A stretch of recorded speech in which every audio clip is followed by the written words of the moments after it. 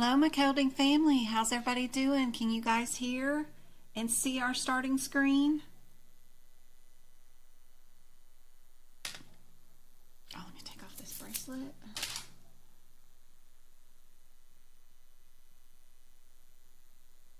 Hey guys, can you guys hear me yet? On YouTube and on TikTok. How's everybody doing? Good to see you. Hey Shay, hey Go-Kart. Just trying to figure out life. When you get it figured out, let us all know what the secret is.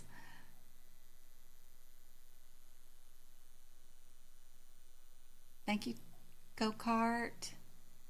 Hey Emily. Hey Alyssa. Hey Elizabeth. Yay, I'm so glad y'all can hear me. Hey Yasmin. Hey Kay. Hey Tasha. Hey Kathy. She won the last YouTube memberships. Awesome. How's it going? Thanks to my TikTok subscribers like, who was that? Oogie Boogie. Good to see you guys. I can hear you too. Thanks. Who said they could hear me too? That was Oogie Boogie. Good to see you guys. How's it going? Let me know if you got any questions.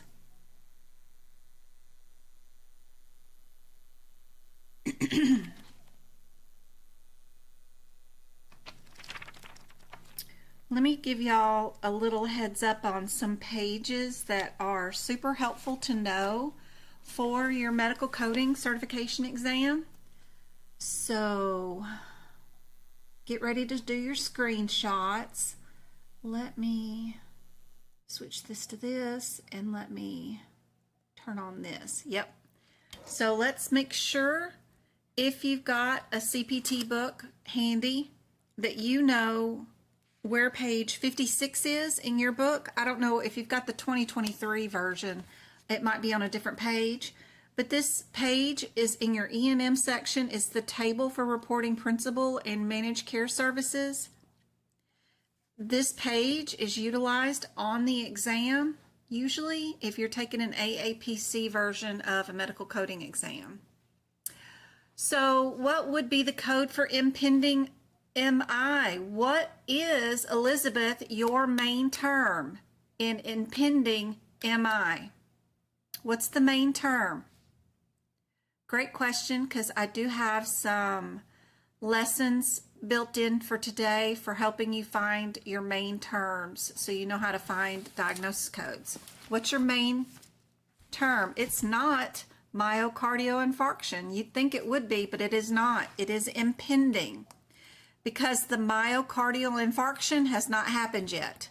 So if the heart attack has not happened yet, then it's not a main term. So the only other term you have is impending. So let's go to our alphabetical index. Remember that you have 4 indexes in the front of the book. You have one that's alphabetical, one that's medication, one that's cancers, and then the other one is the external causes.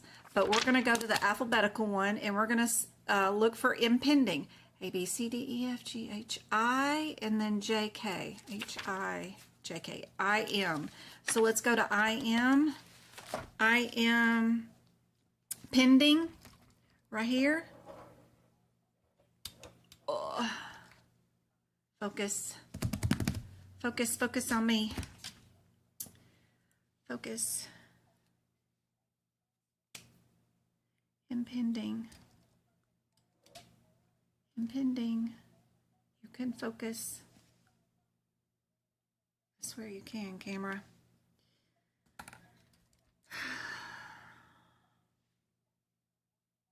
Impending.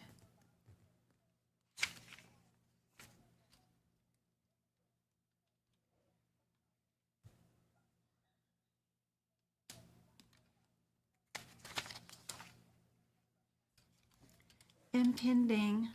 I don't know why the camera won't focus, but If you look under impending, you've got coronary syndrome or myocardial infarction, which are both the same diagnosis code. Oh, there it goes. Now you decided to focus. Oops, and watch me mess it up. But coronary syndrome is the same thing as myocardial infarction, but that is what the diagnosis code is, and that's where you find it. So impending is what you look up. Girl, I do too, Shay. Used to when the exam was in person, we could take a ruler, and my ruler had the alphabet on it, which I loved because then I could remember if the I comes before the M or the Q or the G or the H, all those J's and the I's and the G's. I don't remember what order they come in. They're harder than some of the other letters. But anyway, Elizabeth's shortness of breath. Does that help? I'm reviewing, let's see, I've got some guideline questions. I've got musculoskeletal questions, guideline questions, like I said. I've got E&M questions. I've got lab and path questions, diagnosis codes, but related to guidelines, appendixes, some of those kind of things to cover, more lab and path, more modifiers, anatomy tonight, more musculoskeletal, and medicine. So it's quite a range, and of course I can help you out with whatever questions you guys may have too. So that's how you find impending heart attacks. And the other thing I wanted to go over was some important pages that are needed to know where to find them on your exam, during your exam. In integumentary, be sure to know where to find this little chart here. In my 2024 CPT book, it's on page 86. It's a small little table, but it packs a big punch. Super helpful for the exam. If you have a biopsy and a shave biopsy and a punch biopsy, what would the answer be? Super helpful. Super helpful. What if you have one punch biopsy and two shave biopsies? This is the answer. So this little chart is super important. Be sure you have that page flagged or know how to find it during your exam. Pages that are super important. Your muscle page can help you out in a lot of areas on the exam. Be sure you know and don't forget that your muscles are listed here, and review some of their names before your exam. This is super helpful. There are some trick questions in there where they might ask you, or say they did an injection on an external oblique, and then they did one on adductor magus, and you need to know how many muscle groups that is so that you know how to bill for certain injections and stuff. So anyway, it's super helpful to know where that page is at during the exam. There's a guideline right here about the wound and penetrating gunshot wounds and stabs right here on the page 128 if you're in the 2024 one, and it ends right here at the very top of this page. That guideline is super important during your exam, and it can help you out in a lot of areas. What it means is if you have a penetrating wound like a gunshot, a stabbing, and you're just exploring the wound to make sure there wasn't anything that you needed to repair like an organ, then this is where you're going to code that. If by chance the organ gets repaired, Thanks, Kay, Someone has become a member. for joining the YouTube membership club. Thank you so much for your support. Also, the extra videos that you get should help you out a whole bunch, especially the book prep videos and the workshop videos. If you can do one of my workshop videos and get 90% of the questions correct, then you know you're ready for the exam. So that is super helpful because those workshops have like 75 questions in them, and if you can do them and get most of them correct, you know you're ready.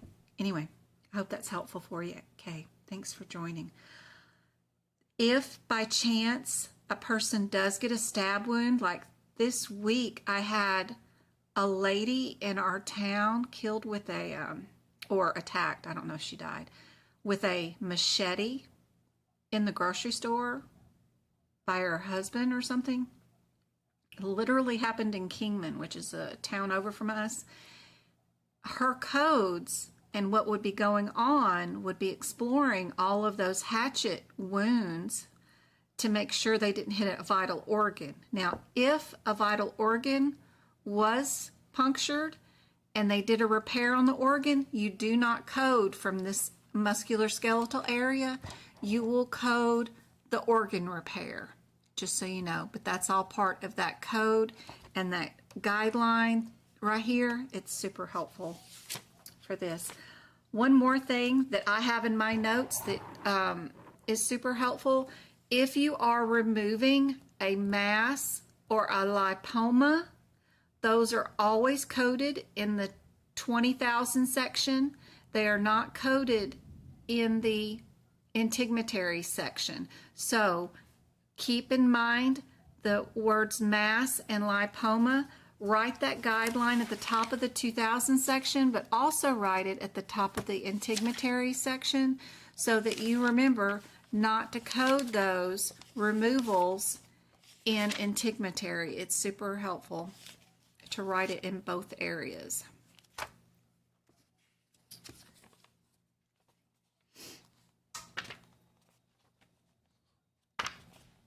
I'm looking for some more pages that I think are super helpful during the exam.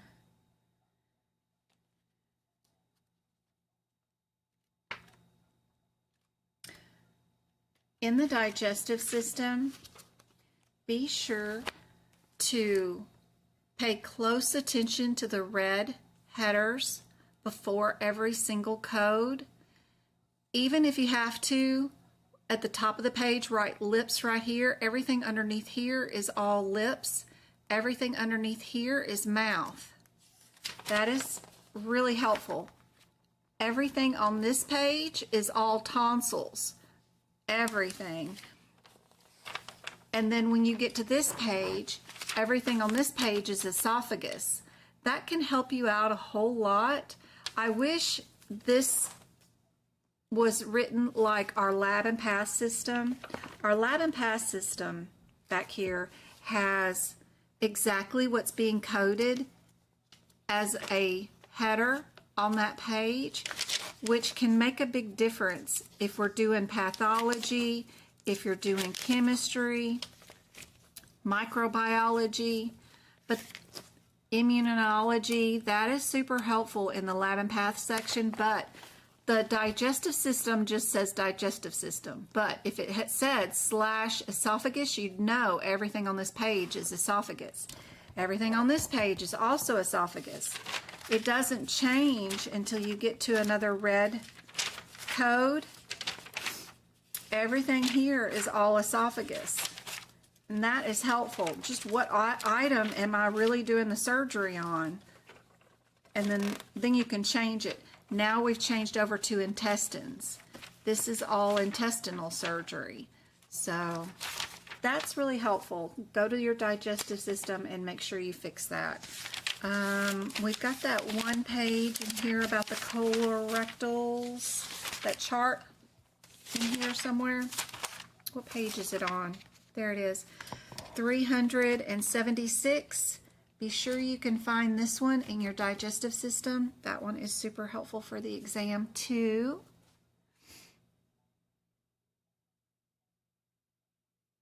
Give me the first page, Jen said. The first page, Jen said. Yep.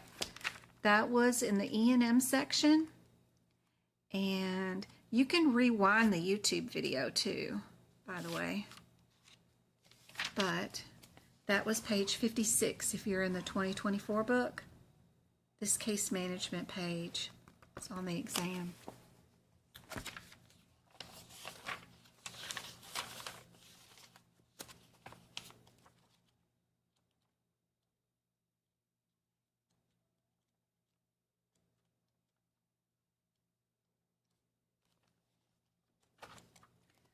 There's a page back here in medicine. We will go over it too, I believe.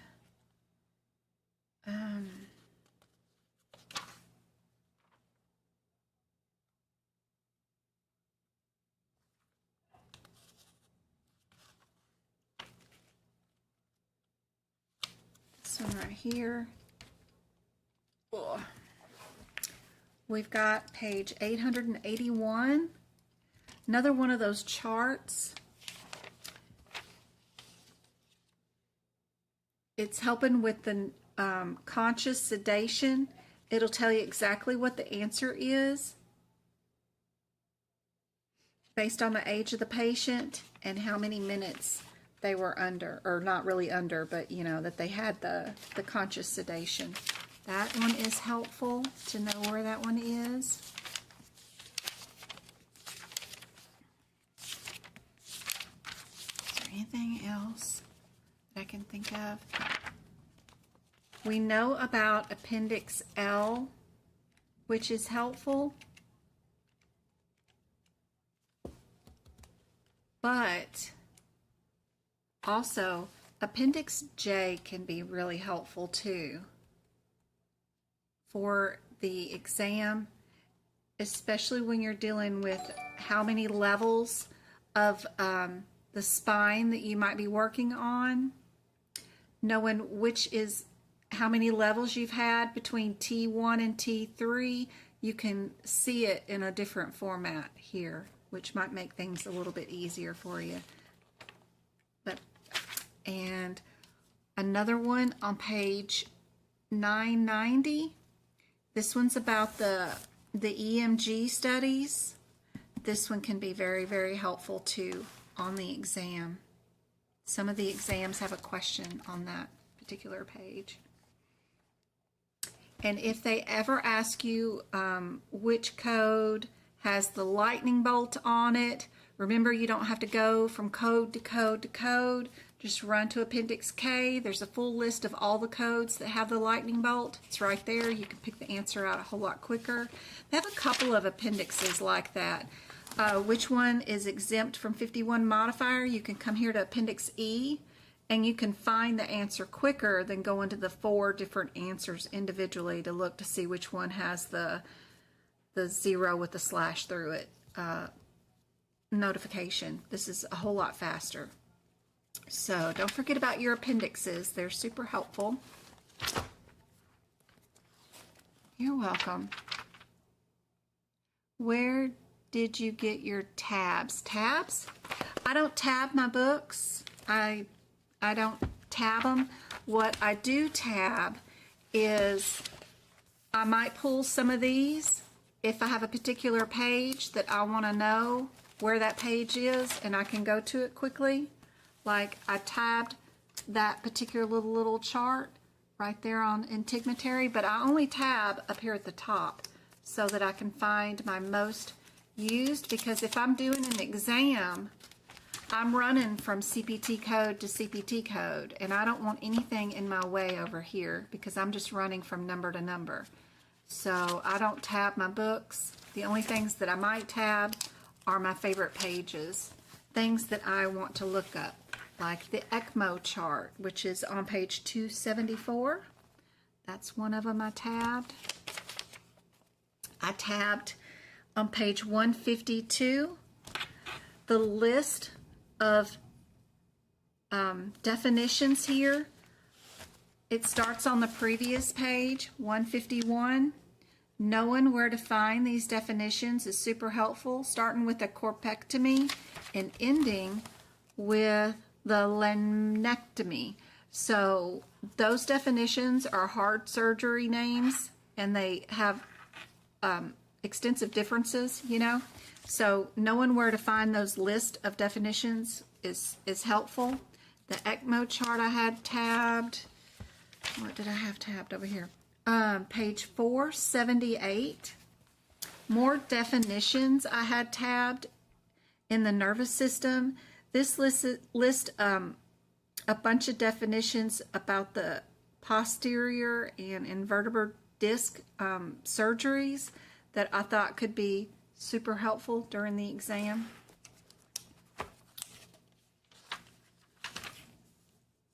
Be sure you know where to find your definitive drug class listing, which is on page 619 in the Lab and Path section. If you're going to be given that question for this, they're going to be given a drug name like Risperidone, and what you're going to do is go here to the drugs table and you're going to go searching for the R's. And if you get to an S word, you know that R word was not in this one, then you can move down to the next one. And we'll keep looking until we find the R word. And it's right here. Then that tells us that drug is an antipsychotic, and that will be where we find the answer in case we ever get that kind of question. A lot of times they did... the number one was one of the pocket prep ones where it was a cannabinoid synthetic. That was a cool question to figure out.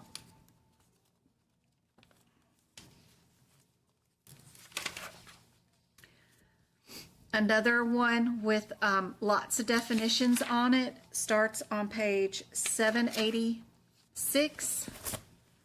We've got 2 pages of definitions in the medicine section. They describe the differences between defibrillators to other evaluation devices, pacemakers, lots of programming devices, a lot of definitions here for a ton of things that are coded in multiple sections, but this is where they keep the list of all the definitions. Implantable defibrillator, subcutaneous cardiac rhythm monitor, all kinds of stuff, but the definitions are right here. I like to know where that page is at sometimes. The long-term EEG monitoring table is super helpful to know where that one is. 839, in case you get the question about the EEG, you can use this table to figure out what your answer is. Was it monitored or unmonitored? Was it intermediate? Was it continuous? And you can just pick out your answer based off how much time, and then depending on whether it was unmonitored or whatever. That one's nice.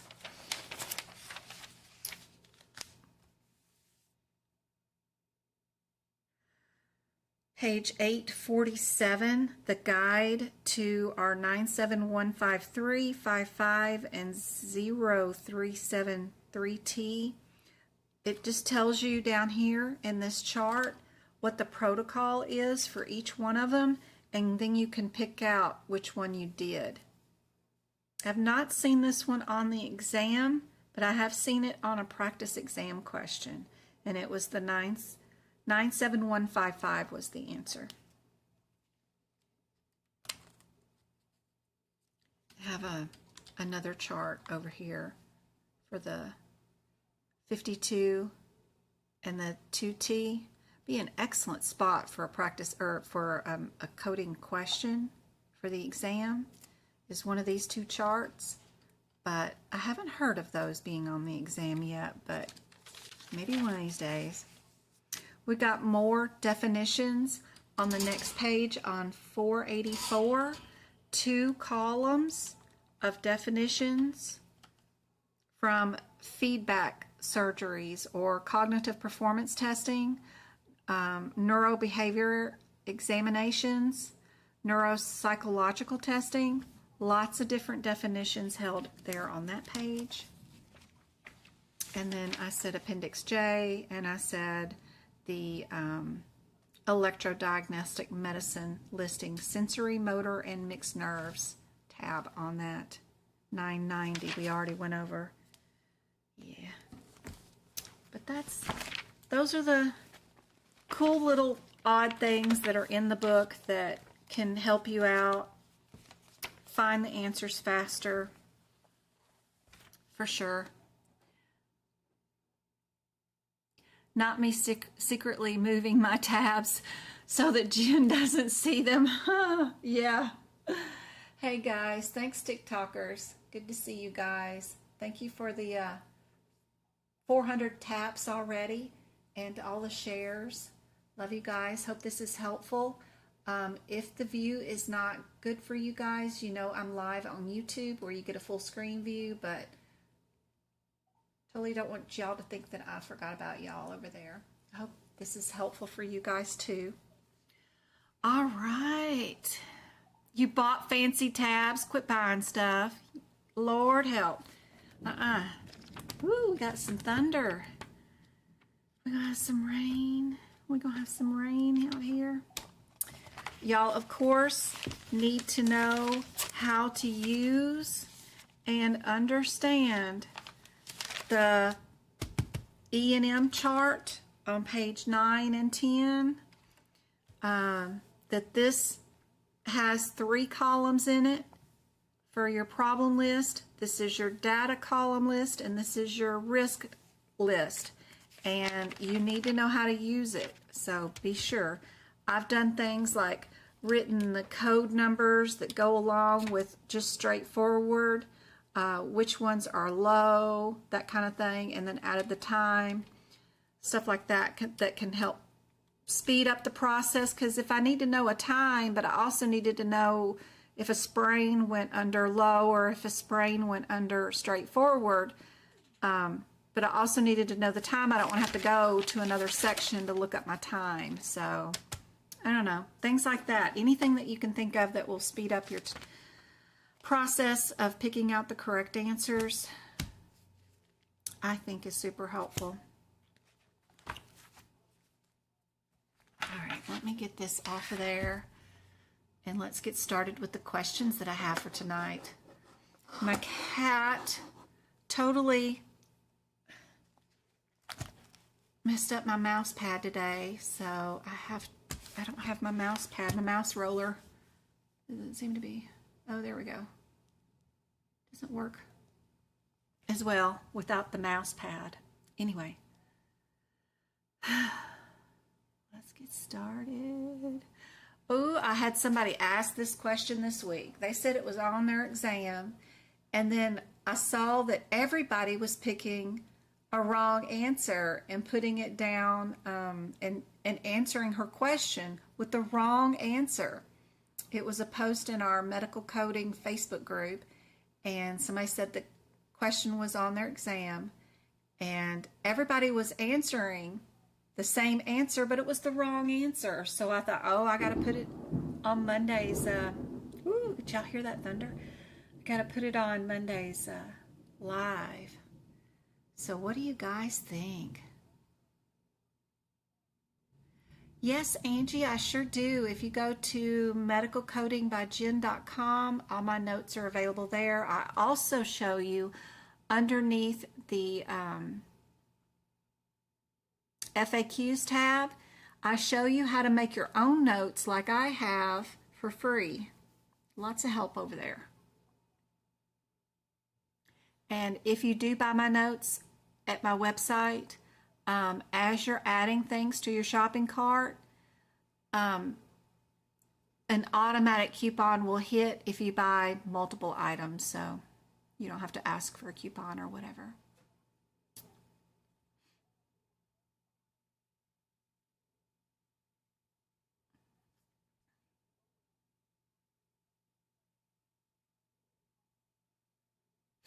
Angie's still having a hard time with her E&Ms. My questions and the ones that I go over are really tough and hard. most of the exams, E&M questions are really easy. It's just going to be a couple of them that are going to be tough. If you know the difference between a new patient and an established patient, you know the difference between a consultation and an admit, you're going to do great. Also, the difference between a wellness visit with or without a regular E&M visit that goes along with it. So like if they're there for a wellness exam and they have a diaper rash, if you know that that is included in the wellness exam, even if they write a prescription for it, then you're good. If they found a heart murmur on the baby and they did a referral to a cardiologist, you know that details 2 visits. You'd get the wellness exam and the 99213 or whatever it is for the regular office visit. That'd be 2 visits. Knowing those basics, that's all of your E&M right there, except for one hard one. So I don't know if that helps. I hope that helps. Yes, yes, yes. No one on the Facebook group was answering Medicare. I don't know if it was an option that the person that remembered the question gave, but I found this question in the CRC course. It's one that they have. I added HealthNet and United Healthcare to it, but the question originally comes from the CRC certification, and it just had A, B, C, and D, and then I added E and F. But just make sure everybody knew the government health insurance plan is Medicare, and the state insurance plan is what? What if I changed the question to state? What would it be?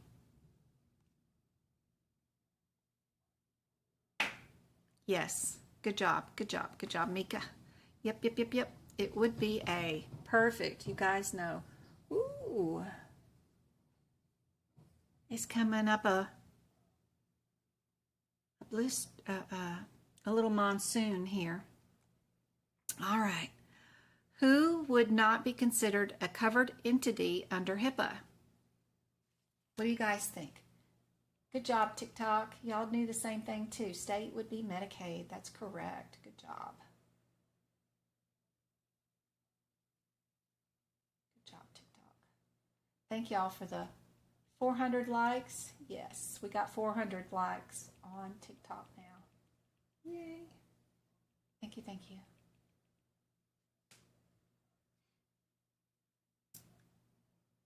I don't see a correct answer yet on TikTok. Let me see on YouTube. Do I see a correct answer?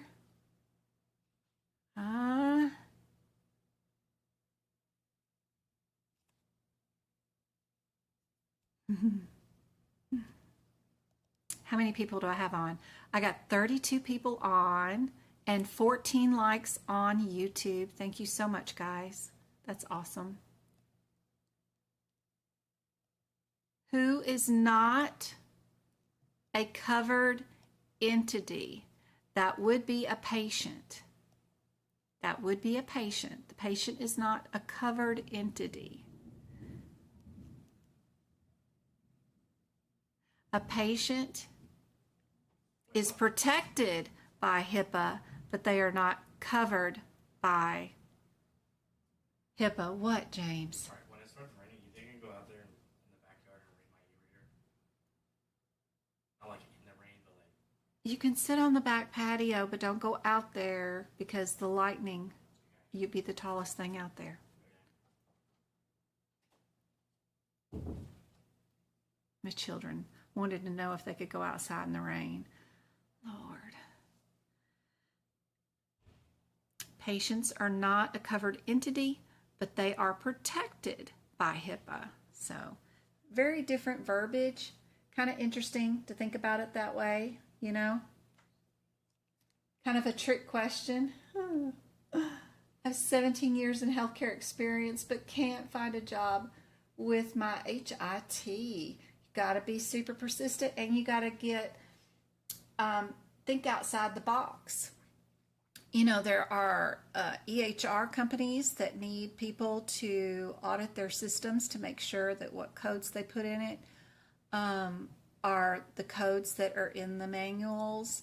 They need to make sure everything's updated every October when new things come out, or every quarter when HIPAA new stuff comes out.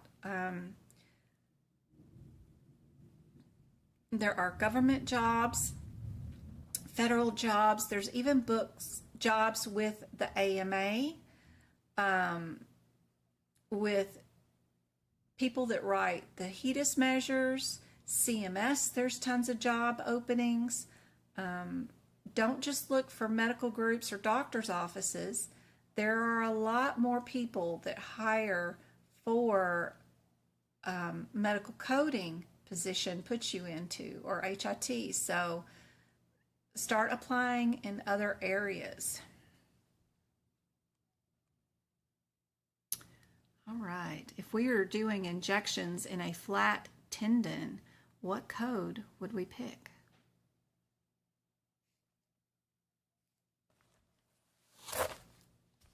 Everybody got their CPT book out?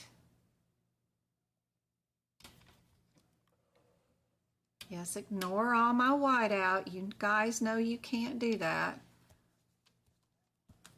I like to do that, and all I'm doing is getting rid of the stupid crap, which is the blue, the green, and the red. We don't have access to that. We can't utilize these material during our certification exam, so when I take pictures, the red, blue, and green get in the way of my camera focus. So when I'm taking pictures of my notes, I like to get rid of that. We can't even use the data in that during the exam anyway. These are our codes.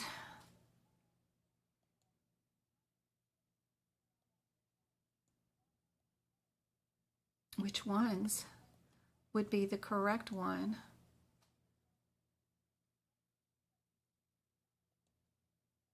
Be sure and text in chat and let me know where you are typing from and when you plan on taking your exam, because this can help you guys win a YouTube subscription when I give them out. All things just gave a gift or something? Awesome. Thank you so much.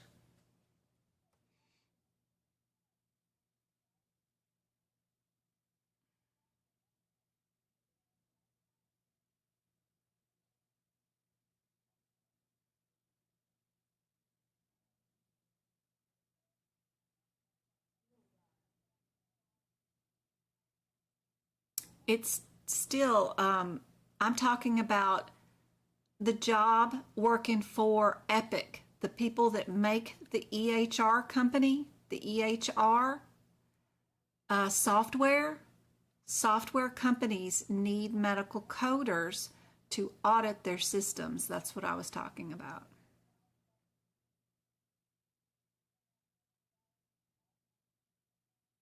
This certification is for any medical coding certification exam.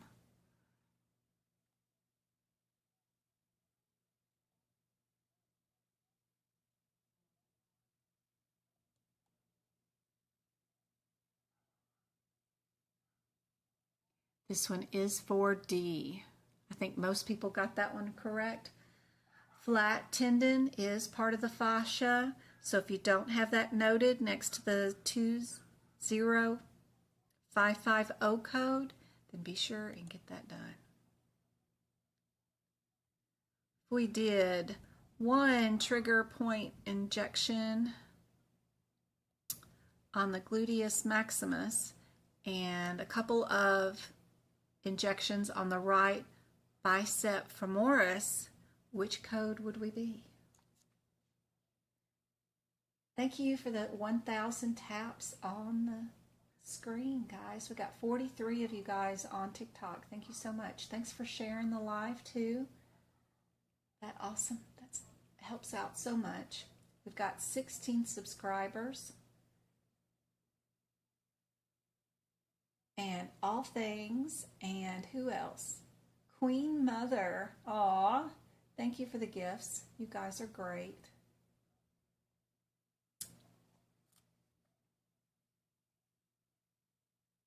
If the view is not good, I am live on YouTube. The name is still Medical Coding by Jen.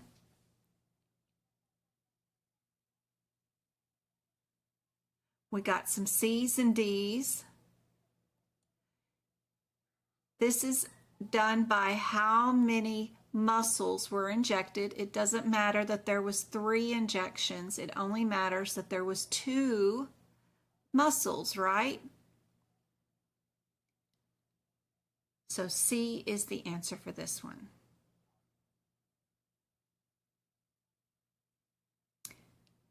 I know you guys are going to love this question.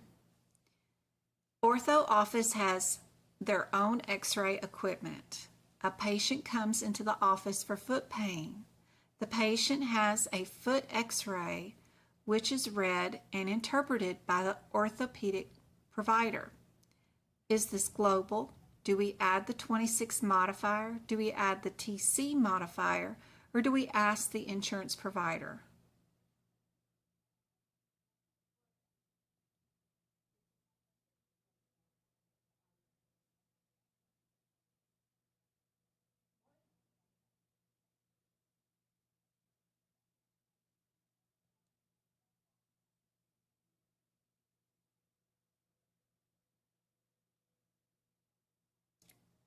Patrice, my Texas angel, is the only one who I see that got it right.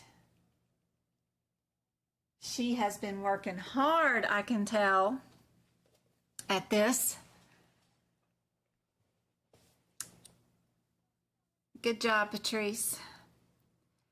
If you are billing for the CPT code and you're doing the x-ray, right, then it's global, right? Nobody else is being pieced out, part of it. There's no special physician coming in just to read a film that you shot. You don't get paid to own your own equipment in your own office. You get paid if it's like a specialty machine that no one else in the country kind of like has, but that's not the reality of just a simple x-ray machine. So if they're going to bill the x-ray CPT code, the 70,000 code, then they get paid to do the report, they get repaid to do the film, they get repaid to store the film, all that stuff, whatever. Yep, it is global.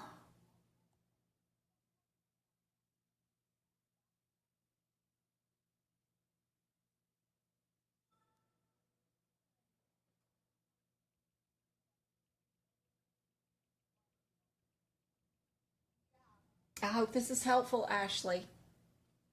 A patient is sent to the hospital for an x-ray of the arm. The hospital does the x-ray, which is read by an independent radiologist. In this case, the facility codes what? I have 2 questions in this one.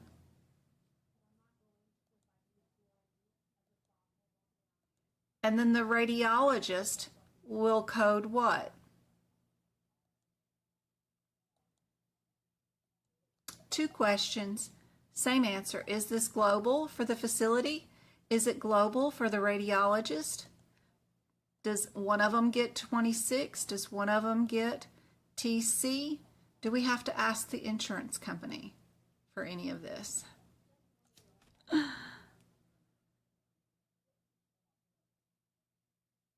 What would that code be?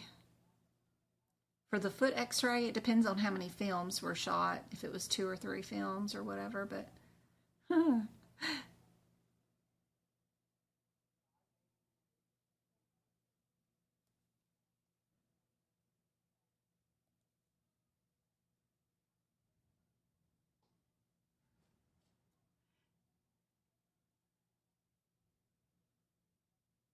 on the exam, I scored really low on the compliance and regulatories. Where is that so I can study them more? I'll show you, Samantha.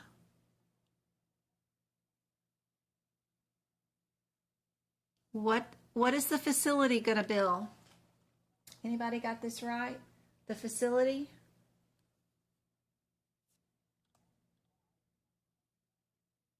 And what is the radiologist going to bill, right? So facility is going to bill TC. The radiologist is going to bill the 26. A building, facility, buildings get TC. A human gets 26. But you note it had to say independent. That means somebody who does not work for the hospital. So that one word makes it to where we're sending the films to somebody that doesn't work for our hospital to read them. That's why they get the 26. And then the radiology department gets the TC because we had to send a patient to them to get the x-ray done because we did not have the equipment. So they get paid for just the equipment. This one gets paid just for reading it, since it was not done all in one location. I hope that's helpful. Let me see. I'll work on that one. Let me see.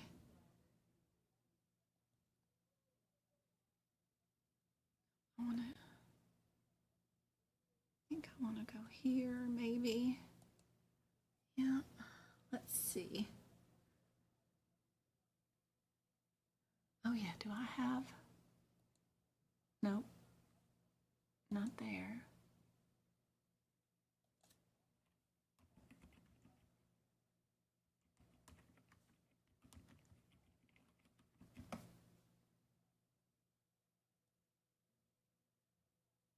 I don't want to go there. I'm working on it. Hold on. No, that's that, but I want to go to here. Okay.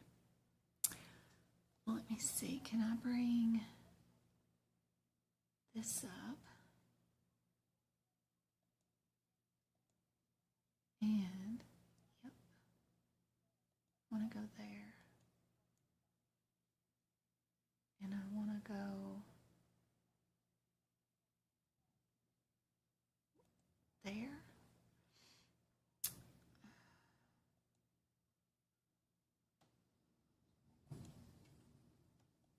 There we go. So, Samantha, you were asking about guidelines and where to go. The best thing that I have is my YouTube channel, of course. Don't forget to hit the subscribe button and hit the little bell so you get notified when I go live. But if you go to the playlist right here, see the thing that says playlist? Go over to the ones that say, where is it?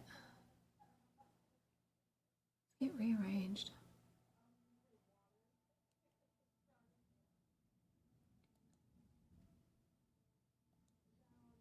Last added video. Oh yeah, I did those today. Ortho coding was a good one. I did that one last. Is that all of them? I know it can be. There it is. Go right here to the workshop videos. Oh, I hit the wrong thing. Go to the full playlist. When you do that, you get a list of all the workshops. And I have one over here that is nothing but all guidelines. It's 75 questions of all guidelines. When you watch that video, just turn the audio off so you don't hear me talking, and just hit play. When the video comes on, it's right here. It's 3 hours and 39 minutes and 25 seconds long. Just click this, and when the first practice question comes on, just hit the pause screen, put a timer on for 2 minutes, try to do the question without my help, hit play, and see if you got the answer right. Every single question on here is guideline related. That's a really good one to watch. It's one of my best for guidelines and learning those. I have another one on the very bottom. It's also 3 hours and 35 minutes and 23 seconds, and it's also another 75 minutes, 75 questions. It has guidelines too. So I've got two of those, number 21 and number 26. So those are the best ones to learn guidelines with, for sure. We can always go to my website. My website is, of course, medicalcodingbyjen.com. Don't forget that if you want access to 750 practice exam questions with rationale and page numbers where the answers are, you can click that big pink link right there on my website. Go to Pocket Prep. Just click on the word medicine right there, and the very top link is for AAPC, CPC. They give you access to 750 practice exam questions with rationale, and it's super inexpensive, $13 for 3 months. They have a pass guarantee right there, and they're really good questions. And you can put this on your phone, and you can be standing in, Walmart or whatever and doing practice exam questions everywhere. It's all multiple choice. I've been using them for years, and they asked me to partner with them just because I've been promoting them forever, so I was happy to do so. We get like $3 if you do click the link and you do purchase anything from them, so I just send that back out to our members in YouTube memberships. Also partnered with, and I'm so excited about it, Mint Mobile, where I'm switching from Verizon, where I pay $283 for 2 lines on Verizon. It's insane. I don't know how I ended up with such an expensive cell phone bill. I only have 2 lines on it. The boys have Bark, so I bought them a Bark phone on Bark line, which is totally separate from Verizon. But just me and my IT director are the only 2 on Verizon, and it is seriously $280 something. So we're switching to Mint. It's unlimited. After the promotion period, that's $15 per line. That'll be $30 for 90 days, something like that. It'll be $45 per line. That'll be $90 a month. That's going to save us so much money. I'm so excited, especially with car insurance and house insurance going up. But I partnered with them too, so super cool. Free stuff on my website. If you go to the resources tab right there and click on the resources, I have a CPT book prep page. Just go to it. It's 8 pictures. Click on the picture. It'll tell you exactly what to do, how to make your notes yourself in your books, like I make mine. If by chance you do fail and don't pass your CPC exam, you can go to my shop, of course. I do have a search feature on every page. You can search stuff. But like if you're just looking for cardio, like you did really bad on cardiovascular or something, then you can click and find my cardiovascular notes for this year and bring those up. Sorry, I'm not logged on. But it's super easy website to use. Don't forget about the search feature up here. You can search for any one of my notes if you want them in the shop. But I'm hoping that you won't have to buy anything from me. Hopefully you guys can just do this without that. But I also have book prep videos there too. Digestive system is here. The rest are on the YouTube channel for the YouTube membership. YouTube membership is for extra videos. My website does have a membership too. I'll show you that in just a second. Oop, let me go on and sign in. Can I sign in? I don't know. Can I sign in? Let's see. Can I sign in? Come on, sign in. Here we go. This has a practice area that's totally free. All you got to do is click on an answer and it'll give you the rationale really quick. I have a ton of practice exam questions. I also have some flashcards that you can do. You can just click on these flashcards. You're supposed to do them without your book, and it's supposed to help train you to know your headers for your E&M questions. I also have some PDFs that you can download totally free right here if you want to too. Super cool PDF. but I have a lot of practice exam questions. If you want more practice exam questions, I do have a membership on my website. This will get you just a basics, which is just E&M, integumentary, cardiology, anesthesia, and diagnoses. If you go for the $7.99, it does all the other, including digestive, OBGYN, orthopedics, ear, nose, and throat, oncology, modifiers, and anatomy questions. But there's a ton of practice exam questions. Everybody gets their own page. Like E&M has its own page of questions. They're crazy. Tons of questions. That's just all E&M, all of those. And then you'll have a different page for whatever other subject. There are bonus PDFs here that you can download too that are not my notes, but they are cool things like the E&M worksheet from AAPC. You just click it, download it, and automatically open it up, and it'll bring it up. You people on TikTok can't see it, but this is the E&M worksheet that you get from AAPC. It's super cool. But anyway. There's a ton of free goodies there on my website if you do join the membership.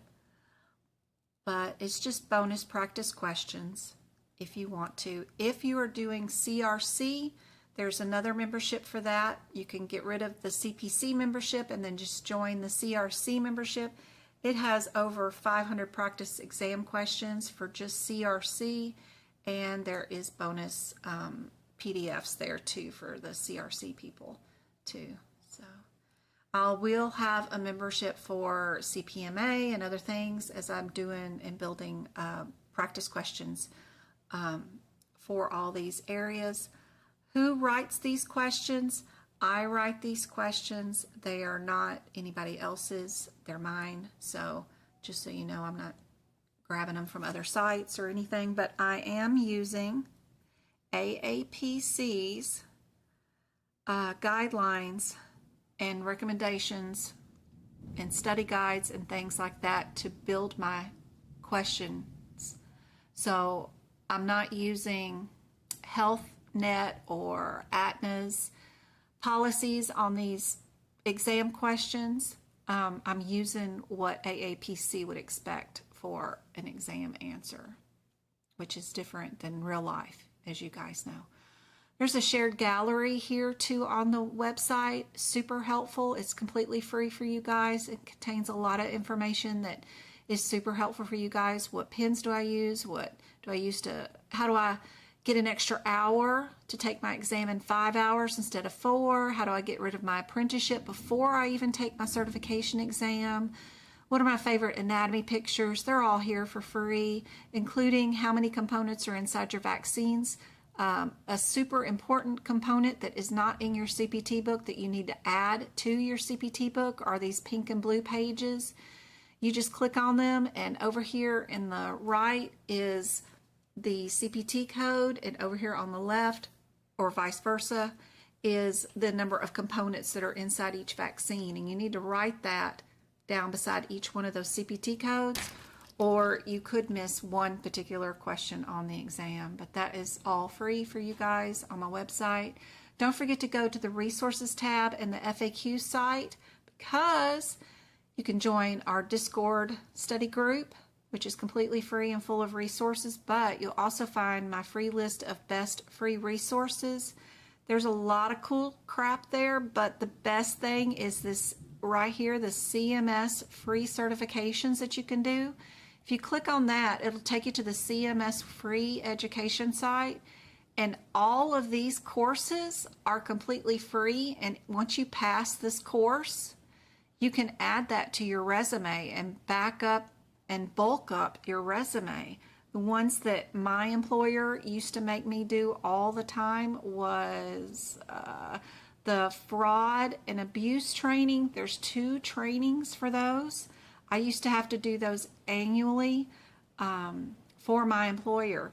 There is even one that is just doing ICD-10, diagnose coding. It's a free certification course for it.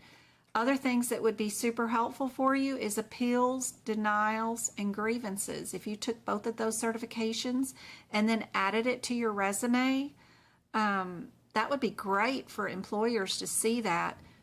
It's unlimited exam attempts until you get it passed. And it's completely free. No one's going to log anything or track or be able to look up and see how many times you failed it. It's just completely free, and you'll be able to print your certification as soon as you pass this exam.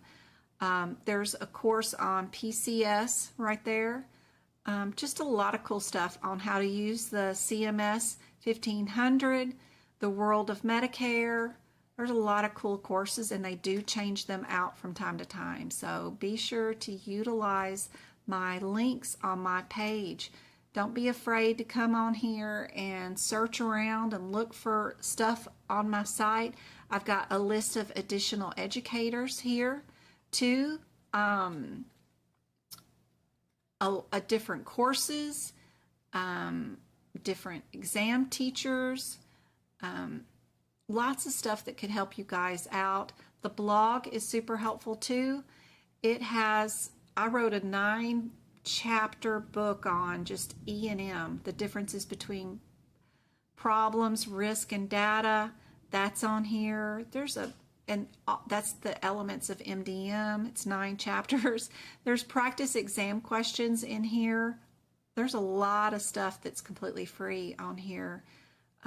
You can even print the guidelines, and you're able to print them so that you have extra space in them right here to make your own notes when you print these guidelines. So super helpful. My blog is all free for everybody, so don't forget to check out my website. It is handy dandy. I even have a mouse pad that has the guidelines on it that you can use during the exam. It's kind of cool. I like it. All right, let's go back to YouTube and our practice exam questions and give away some YouTube memberships for sure. Where is my Word document? There we go. And pull it up over here. This question, do I have it even where anybody can see it? Yeah, sort of. I was too lazy to retype it. So this one says supplementary words enclosed in parentheses in the ICD-10 book have what effect on coding? Refer to guideline 1A7. I thought it was a cool question, so I just snatched it and posted it. Do they indicate to look under another word to locate ICD-10 codes? Or at least one word or phrase is required to be used in documentation? Do they identify manifestations? Or do they not affect the codes at all? While y'all are doing that, I'm going to check up on chat and see what I missed. I'm sure I'm going to have something come up pretty soon on TikTok requiring me to match some puzzle piece. Thank y'all for the 1,500 likes, the 4 shares. You guys are awesome, and all the gifts, guys. Who's been giving gifts? Go-Kart's been giving gifts, and my girl Beauty. Thank you so much. I appreciate it. Love you guys.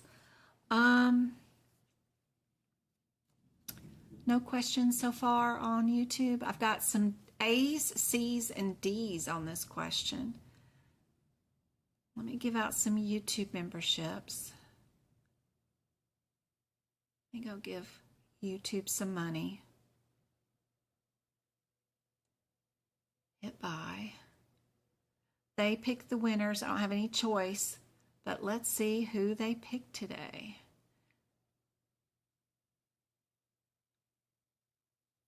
Facilities, bill, technical components. That's correct.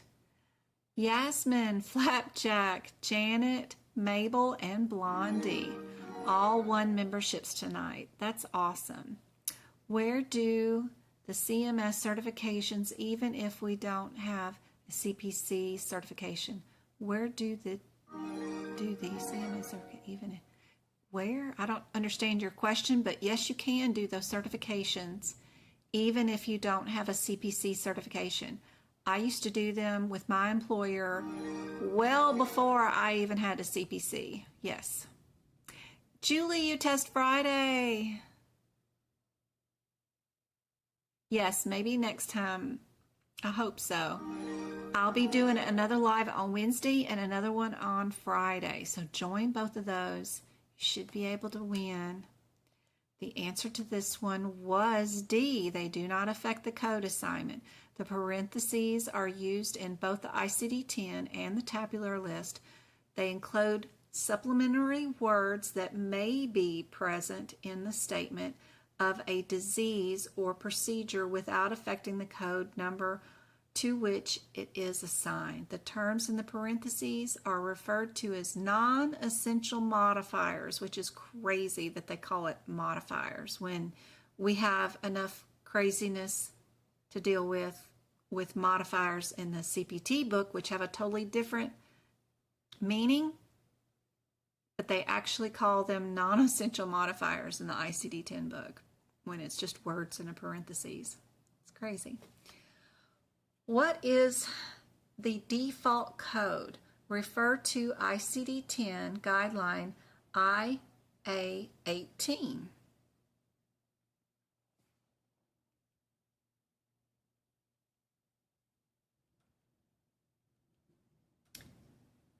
Thank you for the 4 shares and the 1,600 taps on YouTube.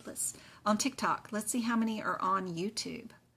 We've got 26 likes now on YouTube and 34 viewers. That's awesome. What is a default code? Is it the first code listed when reporting a condition? Is it the first code listed in the category of codes? Does the code represent a condition most commonly associated with the main term, or the most specific code that represents the most severe condition most commonly associated with the main term? First thing I noticed is the word condition is in 3 of the answers.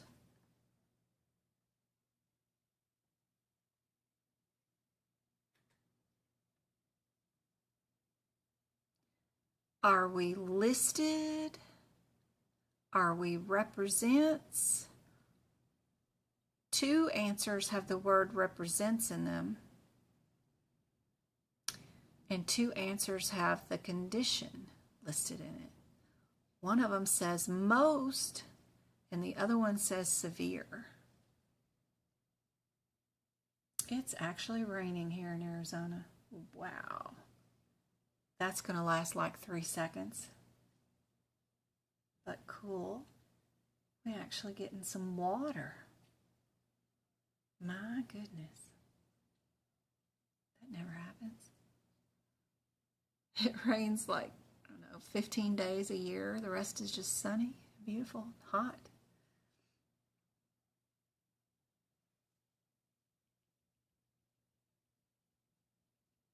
Yes, some of these questions will appear on the exam.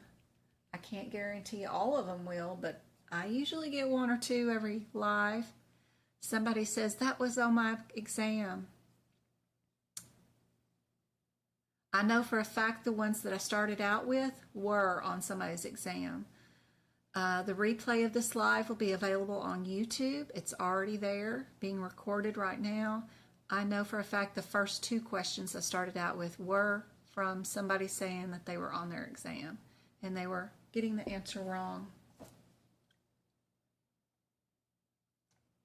I got C's and D's. What about TikTok? I got C's.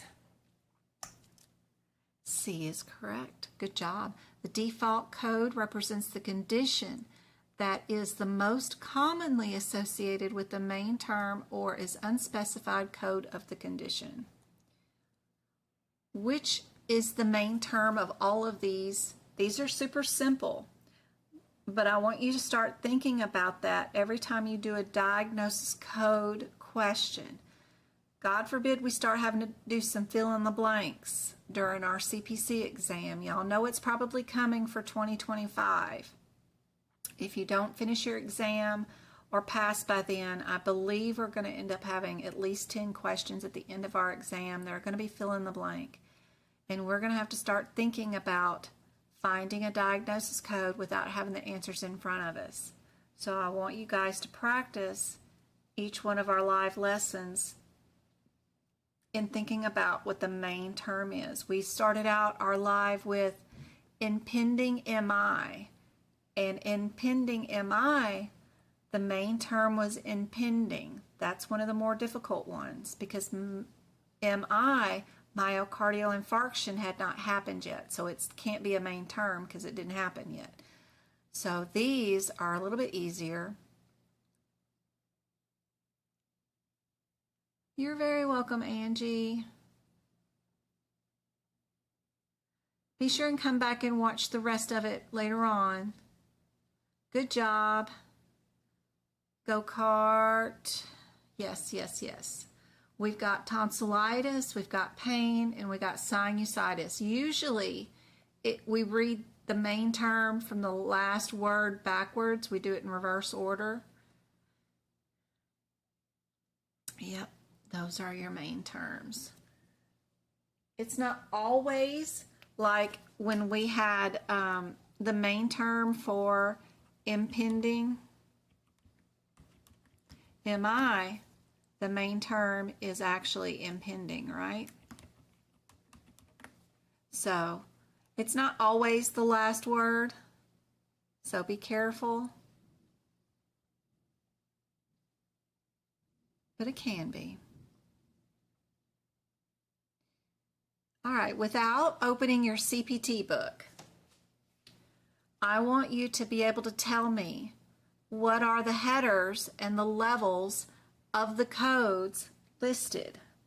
This is something else I think that is important for you guys to learn to do prior to your exam, mainly in the E&M section, but there are a couple of codes in the book that I like for you guys to know off the top of your head, just a little bit of info. That's where my flashcards come in very handy.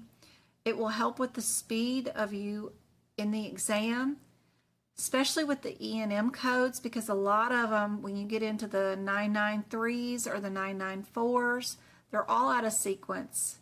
They're very difficult to find, and you're in a rush, so it's nice to know a lot of their headers. Not every E&M code is important, but quite a few. So don't open your E&M, your CPT book, but what is important to know about the 69990 code? What's important to know about that one?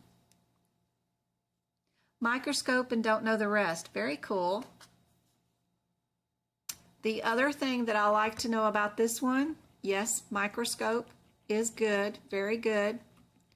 It's an add-on code, and it's never going to be the only answer to any of our questions.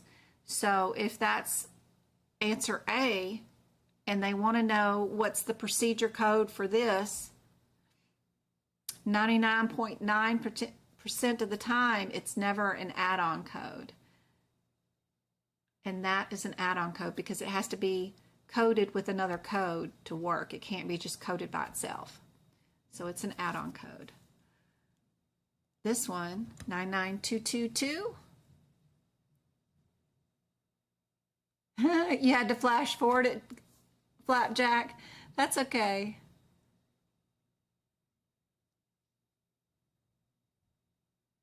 You liked the fracture guidelines? They were very helpful. Did you get to watch the video that goes along with it? It went into even further detail on gout and another one, another guideline, and it also went into more examples of here's what the doctor documented, what's wrong with it, and then here's how you fix it. So I love that video. It's a really good video. Good.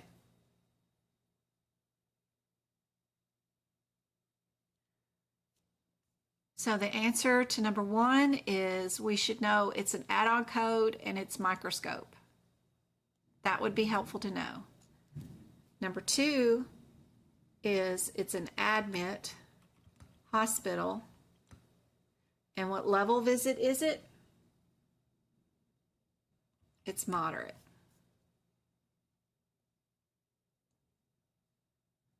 Get you a flashcard, create one. That's a really good one to know. Number 3 is established, and it's a low, right? Established and low.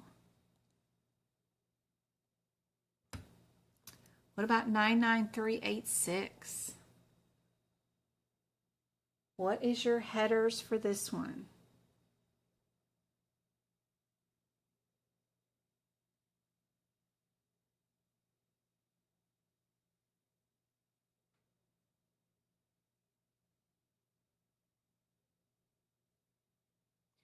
The YouTube membership is $4.99 and it gets you access to those special videos. And that's there on YouTube, and it's controlled by your Play Store. Whatever device you're purchasing it on, they handle the money, and then they handle if you decide you don't want to do it no more. That's how you uninstall it or whatever, is through the YouTube Play Store. On my website, the membership on it is just for extra bonus practice questions. So, totally up to you. If you get both, it's still $10 to $12, depending on which membership you get on my website. And that's really a good price comparable to other websites or other teachers that have bonus material on their websites. I think the Back Cave thing, the last time I looked, was like $36 a month. But then you had to buy practice exam questions on top of it, and those were like $90. So this is just like $10 to $12, and that's it.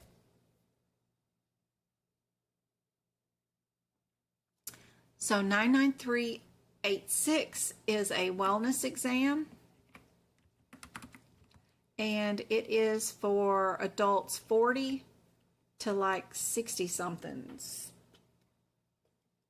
64, it's right before 65. Yeah, wellness. And the most important thing is it's a new patient. New patient wellness. Even if you only know it's a new patient wellness, that's better than anything. Knowing the ages is like bonus. You're really, really good. You're probably better than I am. But just knowing the new patient and that it's a wellness is great. If it's an established patient, it'll have a 9 there instead.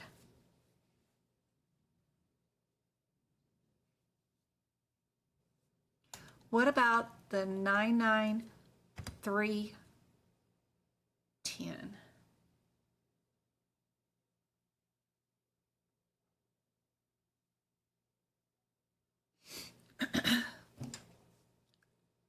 I gotta get back in the habit of talking. My voice got so unused to not speaking for multiple hours of the day that it's having a rough time getting through my second live.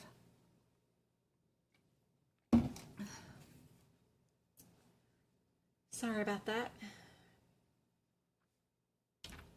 Yep, we are under nurse. Visit subsequent, so it's not new patient or admit, it's subsequent. And this is a high level.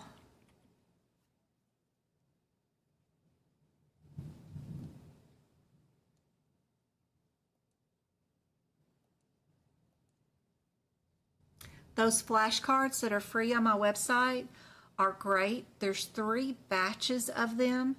As soon as you do them once, you can leave the program and then rejoin the program so that you get to do them over again.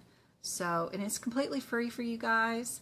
I don't spam you too hard on emails and stuff. So when you do sign up for my website, you get access to those flashcards. They're great.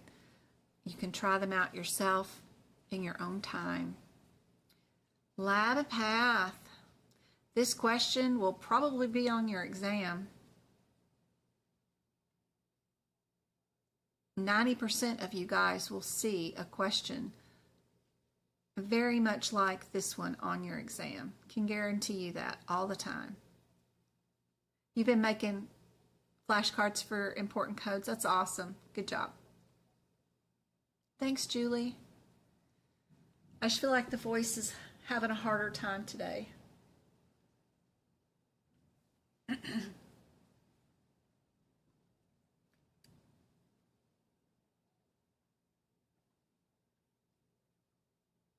90% of you guys will absolutely have a presumptive drug screen on your exam, if not 100%.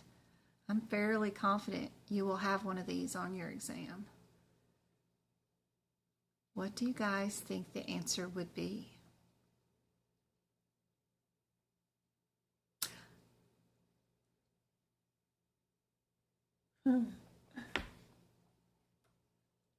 Thanks for the follow. Who is that? The Goddess. Thanks for the follow. Good to see you. I hope I can help you on your medical coding journey for sure.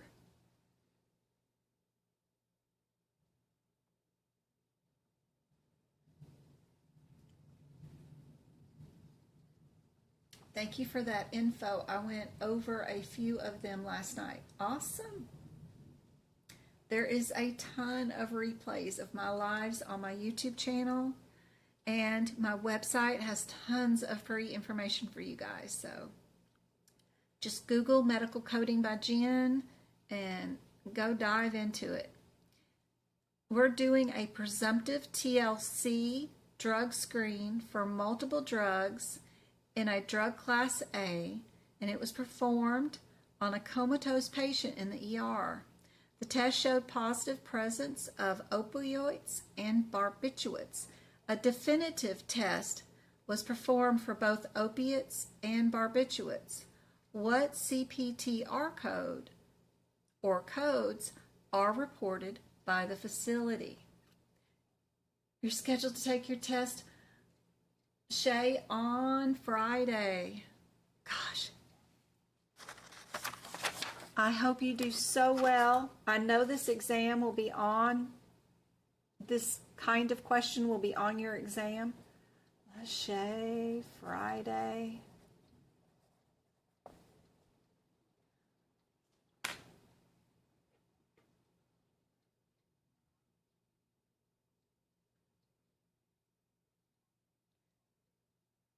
I pushed it back twice.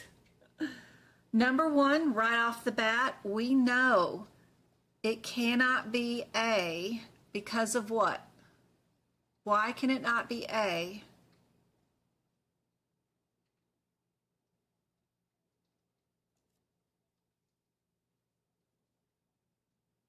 A couple of reasons why, but why can it not be A?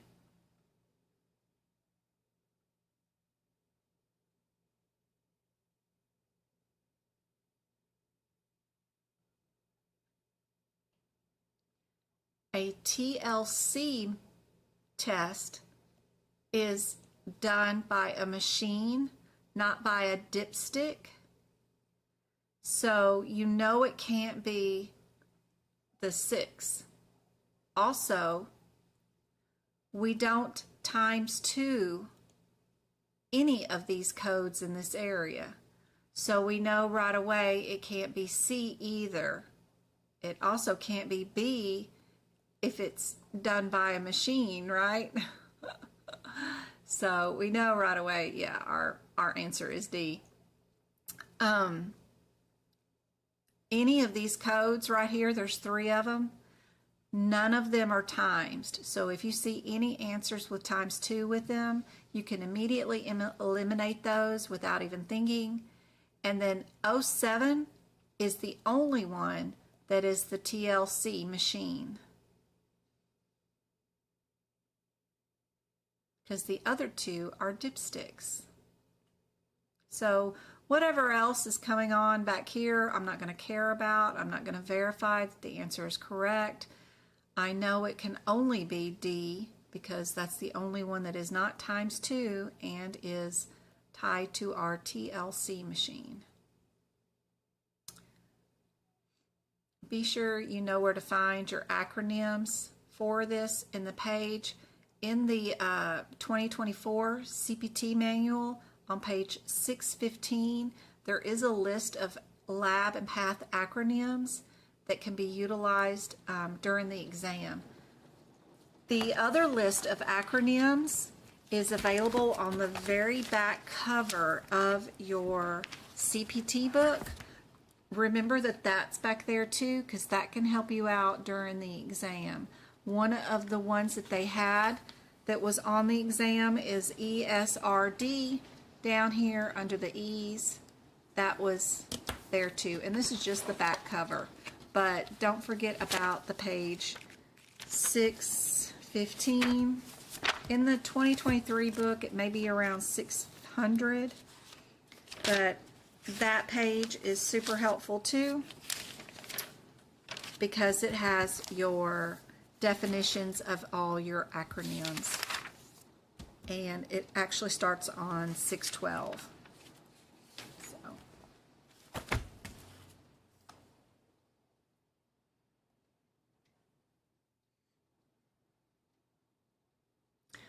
don't forget, and don't spend a lot of money, guys. If you wanted to do your CPC exam from home on a ironing board and an old chair, then have at it. Don't buy yourself a fancy desk or a fancy chair. You know, you just need a room if you're going to do it at home that can close. And you need a small room, even if it's a closet, a child's bedroom. You cannot do your exam in an open kitchen, living room concept place. They're not going to let you do it. Make sure you have just a small room that you can close a door and your windows are closed, covered with curtains, and use what you've already got at the house. Don't spend a fortune. You've already spent enough on the books, the exam attempt, your membership. You know, it doesn't have to be super fancy, but you do need an external camera because the camera inside your laptop will not be accepted. You need to have an external one, and I recommend getting one with a 10-foot cable because 6 feet was not long enough for me. I have to get mine way over there for them to be able to see. They got to be able to see the whole desk, all 3 books, the side of your face, your keyboard, and your keyboard screen all at the same time. So you need it to be kind of far away from you to be able to see all of that at one time. But just a reminder, you don't have to spend a fortune. You can do this on the cheap end if you can. There's time to spend money once you get a job and you're in the field somewhere. Here's some more anatomy. Give you more room for 3 books. That's right. Isn't it wonderful? Yeah, I thought that was a great idea. And plus you've got more desk space with the ironing board. Yep. Put you some cinder blocks on the bottom of it so it's more stable because they kind of rock back and forth. So I'd put me 2 cinder blocks on the legs and that way it'd be super stable. Yeah. All right, what about this anatomy term, guys? What do you guys think? Thank you for the 5 shares. And how many likes do we have? We have 2,000 now. Yay. Thank you, guys. That's awesome. Thank you for the gifts, Hurley. Thank you, Go-Kart. You on both. You on YouTube and you on TikTok. What do you guys think is the answer for this one? Indeed, we got fingers and toes. Yep, yep, yep. What about this one? If a patient has a history of colon cancer and presents for 2 years later with metastatic colon cancer of the right lung. How do we code today's visit?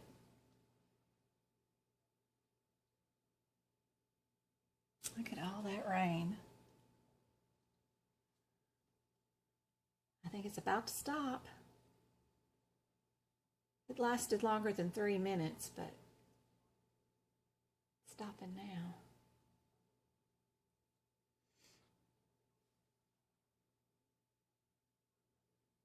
Hey, Mabel.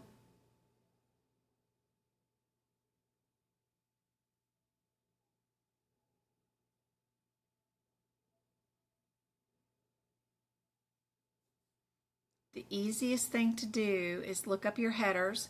What does C34 stand for? What does C78 stand for? And what does Z85 stand for?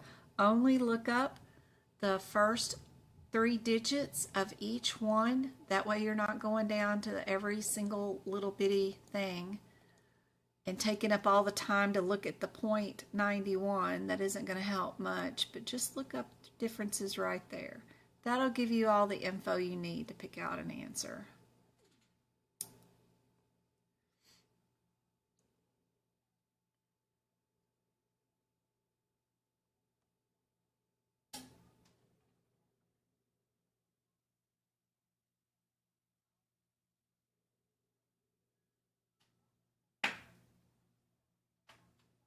You've got some guidelines that are tied to this.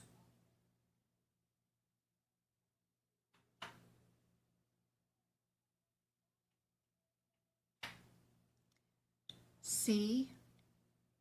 Mabel got this one. Good job. Metastatic cancer.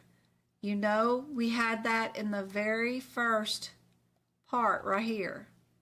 And you know metastatic is not going to be in the beginning of the book. The C's 1 through C6 is all primary cancer, and C6, 7, 8 are all metastatic cancer. So you know right away you could have gotten rid of both of those answers pretty quickly because you know it's metastatic. Then you just needed to figure out, is your C come first or does the history come first?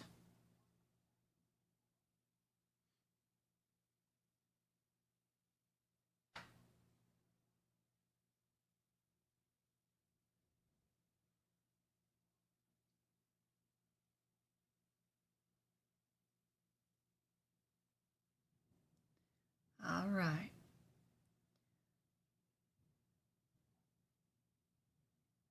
Remember me talking about those EMG charts in the back of the book? Some of them I listed out. They can be helpful with this question. Which answer do you think is correct? It's a difference between your 911 or your 907 code. Figure that out first. That'll get you down to 2 answers. Then you can figure out the rest.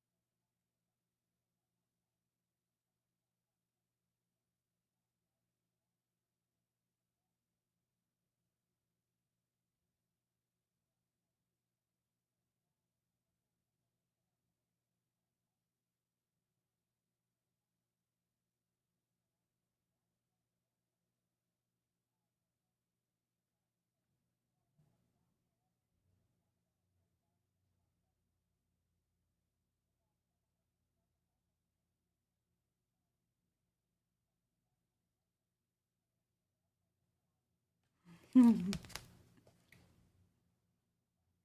electricity just flickered. It's a good thing we got solar panels. What do you guys think?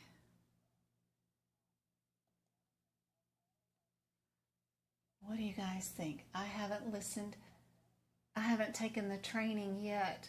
This is all hard for me. Aw, no worries, Raquel. You can do it with self-study. That's the way I did it. The courses are pretty expensive and they are not meant to help you pass your certification exam. I'm the only one that teaches, well, for free, number one, and two, teaches from the exam point of view. And you only need to pass one exam to become a medical coder. You don't officially need any course. There's no employer going to go around looking to see if you had a course. They could care less. They need to know that you have the certification because that's what's required.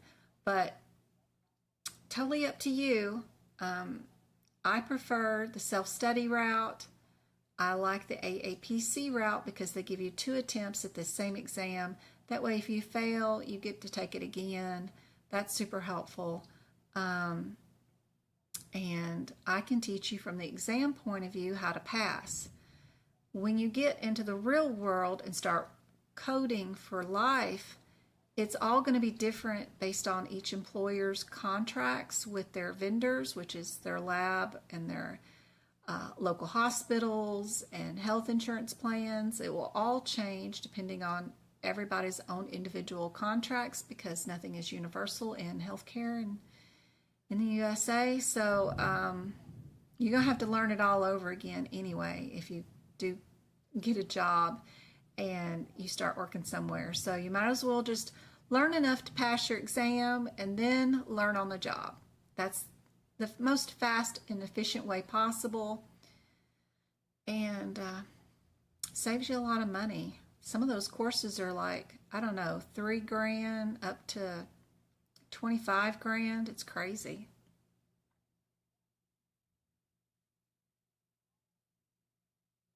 CMS has free courses on their website. I already gave out free link to that site from my website earlier in this lesson. The replay is available here on YouTube at medicalcodingbyjen.com. You can go there and look for today's date and rewatch the live if you missed that earlier. Super helpful. Thank you for the 2,400 likes on TikTok. And how many do we have on, AAPCs? I got 33 likes on YouTube and only 28 viewers on right now. I got 40 on TikTok. That's awesome. We have AAPC's scores. People passing has gone up 10% since I started teaching. I don't know if that's all because of me or because they changed the electronic format, but yeah, I think that's pretty cool. Overall, their scores have gone up 10% for passing. Appendix J, if you go to Appendix J that I discussed earlier today and look up, depending on whether you did a needle EMG, you did nerve conduction studies, or a neurostimulator test, and then picked out which kind of test you did, you would know the answer to this one would be A. I don't think... Yeah, K4 got it. K4 got that one.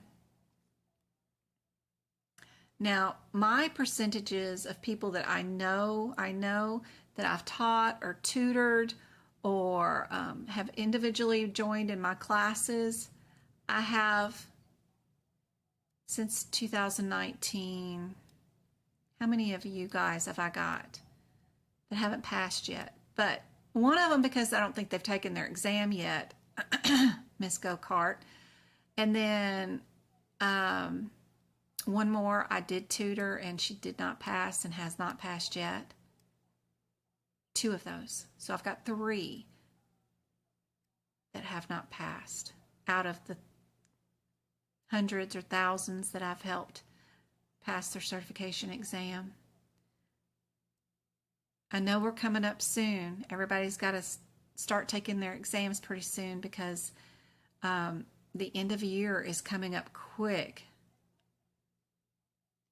So hopefully we're going to be able to throw my last 3 ducks in there and get them passed.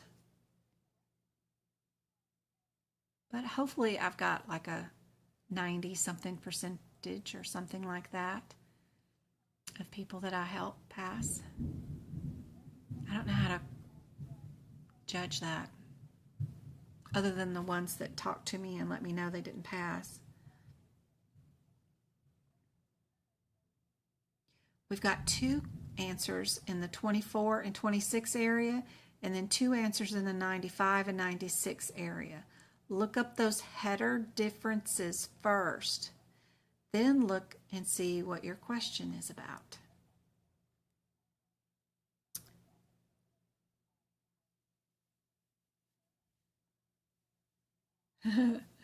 She's been putting it off forever. I know she's going to be taking it soon. I know she wants to get a couple of more one-on-ones in and get some more live lessons done. We will get those going pretty soon. So be sure and check your emails for when those alerts happen.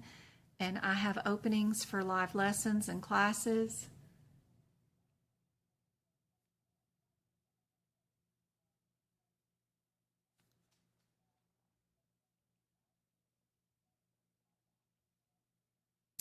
Who just sent a gift?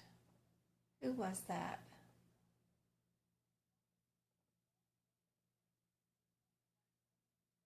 All things again. Honey is my fave. Great name. Thank you so much for the gifts. Thank you, thank you, thank you. That's awesome. Probably accident. Thank you.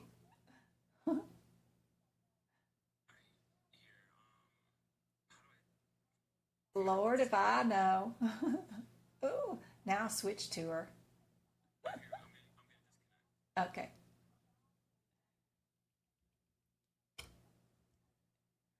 I was trying to say thank you.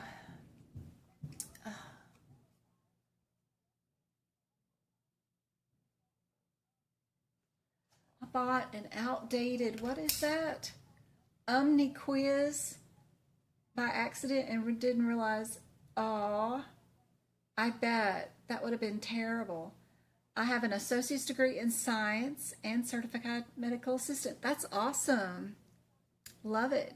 You can get lots of cool jobs with the associate's degree in medical assistant. Yeah, absolutely. Swipe left to close. There we go.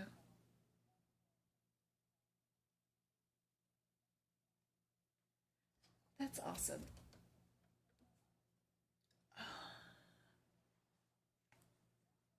What do you guys think is the answer? Scared to take the retest. I wanted to fail the first time. I mean, you know, I want to take all the certifications exams twice for you guys so I know what's on them. But the aapc one, I immediately took the CPC one as soon as I decided I was going to take it. That way I knew how to study for my second attempt. You don't know how to study for it if you don't take the exam, is what my thoughts were on it. So I took it right away. And then I used that information from taking the exam and made a plan on how to study. Because it was just a lot of info. And I wanted to pare it down as much as I could. Everybody got C with this one? Good job, Rhonda. How should a claim be coded if alcohol use, abuse, and dependence is all documented in the patient's chart? Do we assign both use and dependence? Do we only assign the code for abuse? Do we only assign the code for dependence? Or do we assign both abuse and dependence? This is likely a question on the exam. I'd say this one is about 70% of exams get this question for sure.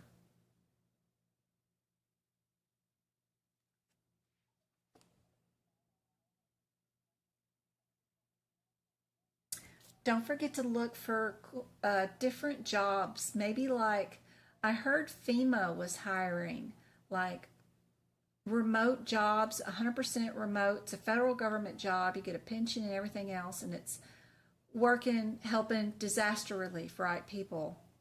It's remote from home. They send you all the equipment. But if you get into FEMA and working for them while you're working on getting into your CPC and medical coding,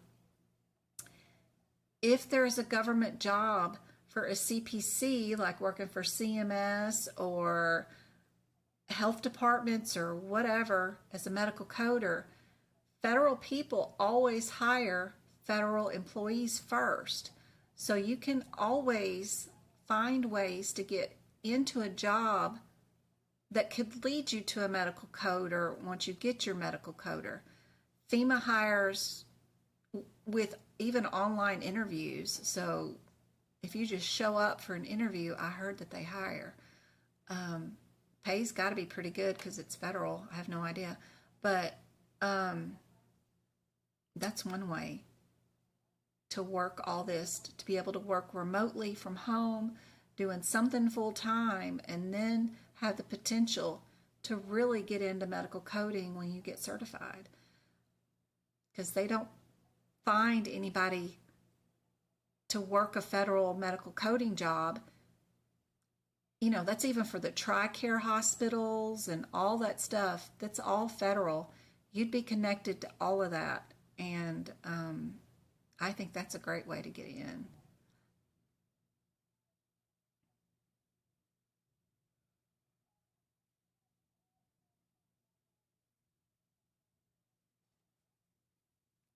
Yep, this is a guideline question. I love the box that they have in the AAPC version of their ICD-10 book. They have this hierarchy little box that's super cool. If you don't have this box in your ICD-10 book or your CPT book, I like to, you can draw it in your book. This helps you know that if they have abuse and use, you know the taller of the version is the one that you code, just abuse. If you have just abuse and dependence, you know dependence is the one that's coded. So this is a great little visual on that one so that you remember that C is the answer. All right, we got 10 more minutes.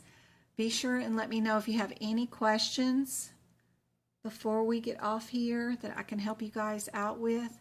Surgical pathology, gross and microscope examination that was performed on a colorectal polyp by a CLIA-waived lab.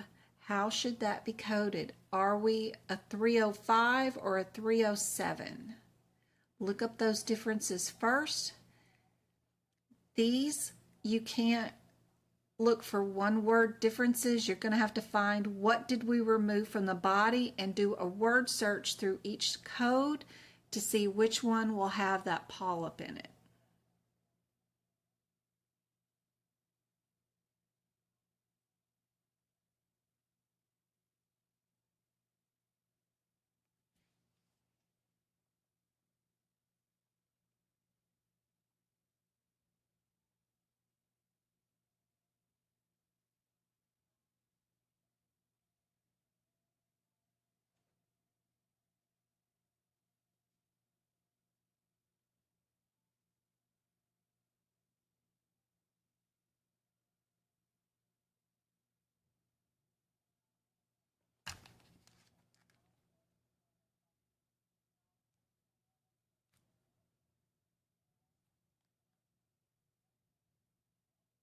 Yes, FEMA is spelled FEMA. I think you look under jobs under USA.gov or something like that, where you find all the government jobs.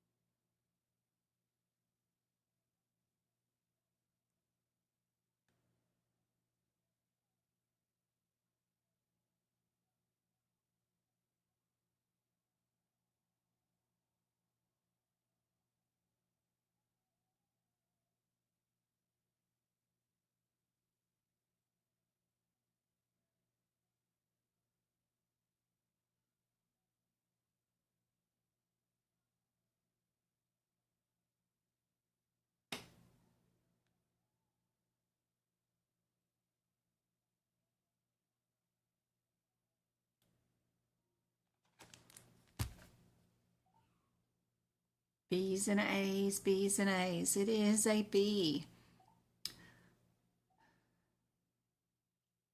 We needed to make sure we added that modifier QW, which is inside your HIPAA book. In case you couldn't find it, that's where it's at. I add it to the top of my my CPT book, you know, the front cover where we have all of those little modifiers. I add the QW, Q6, and GA to this list so that I've got it with my other modifiers so that I can find it for my exam really easily.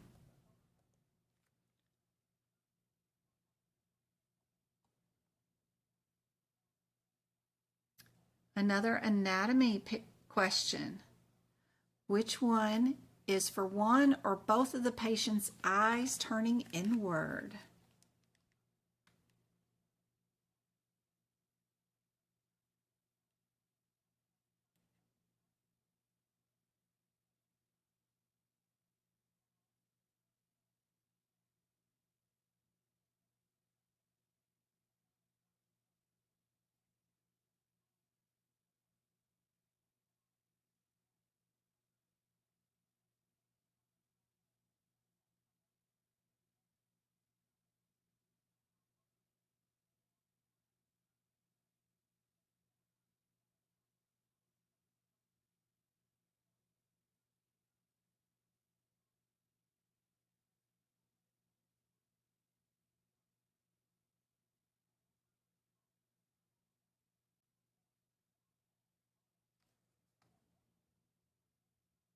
Everybody got D?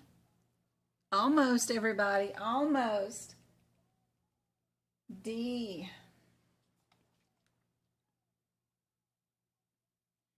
Which of the following can be used for determining low medical decision making? Is it one or more self-limited minor problems, one stable acute illness, one acute uncomplicated illness or injury requiring hospital, inpatient, or observation level of care, or both B and C? Where would we even find the answer to this question?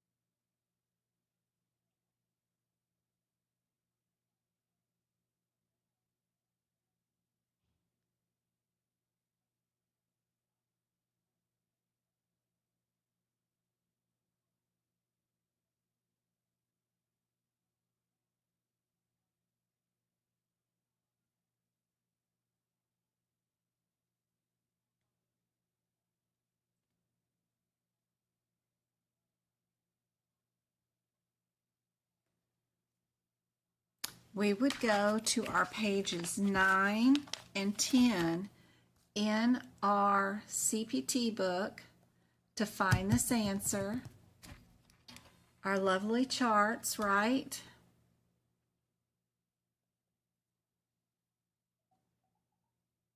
And C is our answer. I don't know if I saw that answer.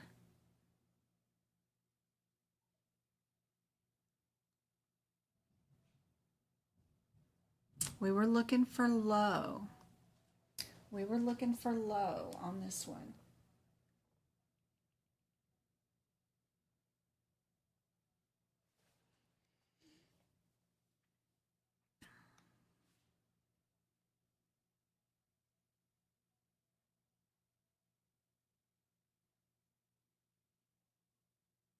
Last one we're going to do for tonight, OB and delivery. Remember that there's a little trick with these. If your second and third digit is a 94, then that means it was just a natural delivery, right? If it's a 95, then it was a C-section, right?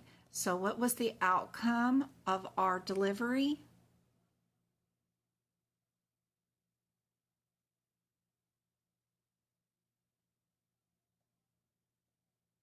So we know we can get rid of C right off the bat. Then you just have to figure out, are you a 10 or a 14? If you're a 10, do you need that 22 modifier? Did you do one procedure or did you do two?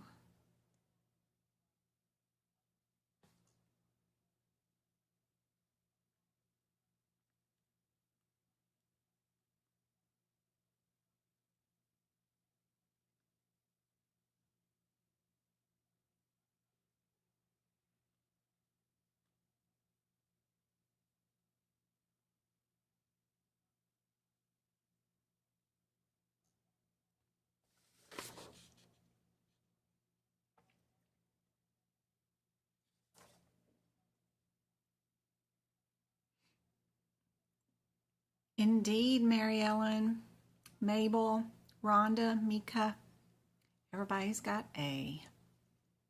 Indeed.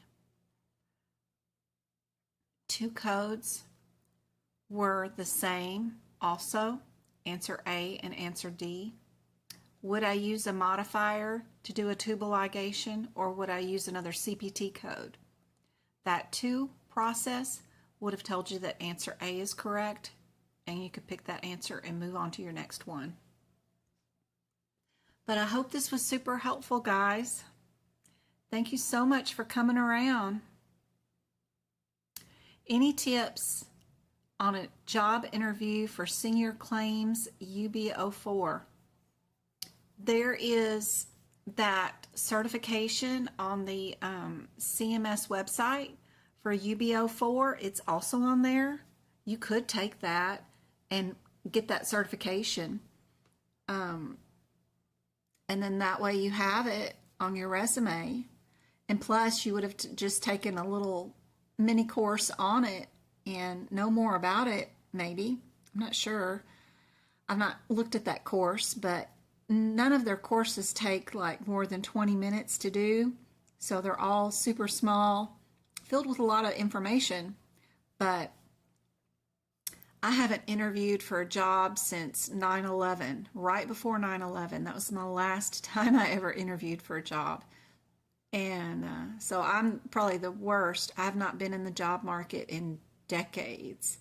But that's the first thing that comes to my mind, is to go run to CMS and take that course on UB04. That way I was up to date on what CMS is looking for, because that's real life coding, not what aapc wants or even ahima wants is the answer. CMS and taking the course straight from them is exactly what they want to see on their claims. So I would do that. Thank you so much, guys. I will see you again on Wednesday night. We'll do another 2-hour free lesson. Be sure and comment on this video. Let me know what you want to see, or any of my videos. If you comment on the YouTube or TikTok videos and let me know what kind of questions you're looking for, I can incorporate those into my live lessons. I don't have any pre-made yet for the rest of this week, so let me know what you want to see. Do I know any agencies for Florida? What do you mean for Florida? Agencies? I went to Auburn University for school, and if I don't, what? Self-study? If I know what I know now, I would have self-studied. Aw, I'm sorry, Mary Ellen. I know. Agencies? I would like your thoughts on Practicode. Practicode, if you're going to want to pay for it and do it, then you're going to want to go to Pocket Prep, find the answers that people have already given to it, and just key in the answers. I also have a study group on Discord that's pocket prep people that have already done it and passed it. If you get stuck, you want to ask them what the answer is for a particular case. You don't want to dive into it thinking that you're going to learn something from it, because it's full of complications, errors, and issues. But if you want to get rid of your apprenticeship, then go find the answers and just key in the answers and do all 100 of the whatever it is, the cases, and just go find the answers. Don't, you can copy the first line of every example and then hit Google, paste it in there. Somebody has the answer to that example, post it on Google somewhere. Go find the answers and just put them in there. Don't put your heart and soul into it and frustrate and upset yourself and never get through it. Just go find the answers and put them in there and then get done with it and get your apprenticeship off, is my thoughts on it. Recruiters for medical coding. Inside my Discord study group that's completely free, if y'all would go there, I have posts about recruiters from reputable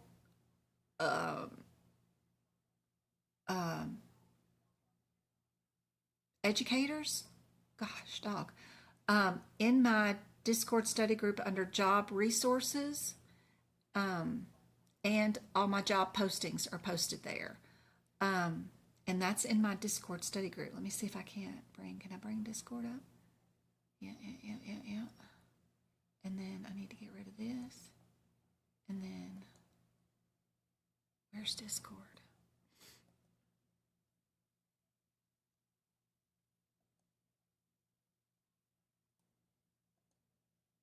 And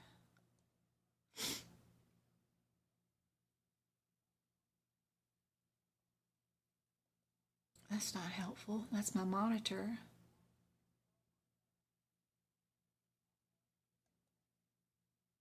Here we go. Fur Baby has become a member. Hey, Fur Baby, thank you so much for your support and joining. I hope those bonus videos help you out so much. This is our Discord study group, guys. This is what it looks like when you log on and you're in our study group. Over here to this, what side is that? Left side, is all the rooms that I have. There's a lot of rooms. I have a lot of rooms. If you want another room, we can add more rooms. The rooms that are not bold are the rooms that I have already seen all the words that are in them. So if there's new post in some of these rooms, then they're bright white. That way I know I need to go in there and see what somebody said. So look, I've got job assessments and job resources in here. Once you go into a room, you'll be given just the last post that somebody posted. You have to scroll backwards, but you get a list. There is like so much information in here, full of posts. There is tons of job opportunities, stuff that I post in here. All my recommendations on how to find a job are in there. Anybody that's got a recruiter that's legit, it's all in here. You just have to scroll backwards to find the information. You can also use the search tool and you could type in Florida, and then you can find all the conversations of people that have had about Florida, So job assessments are in here. If a job employer are giving out assessments and tests, we're posting those in here. I even have PDFs that you can download of examples and stuff in here. You just have to scroll backwards just to find it all. But yep, ooh, somebody did the CMS certification for something. That's cool.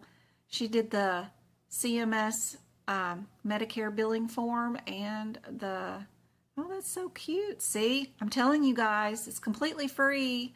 Take you 20 minutes and you get one of these and you can add it to your resume. I'm not lying, that's totally free. I got all kinds of stuff there. But there is a ton of assessments here that I posted in the very beginning when I started the group, and you can download those PDFs, all the practice exam questions and things that they might have issued, all this stuff. It's pretty cool. But there is a ton of rooms. Each book has its own room. The guidelines have a room. The CPT has a room. What to expect on exam day has a room. CPC exam practice questions have a room. CCS people have a room. CPMA have their own room. Everybody's got a room. Where is my Practicode has a room. These people have already passed and done it and can help you out if you're going to do Practicode. You can post your cases in here and get the answers. You can get somebody to help you.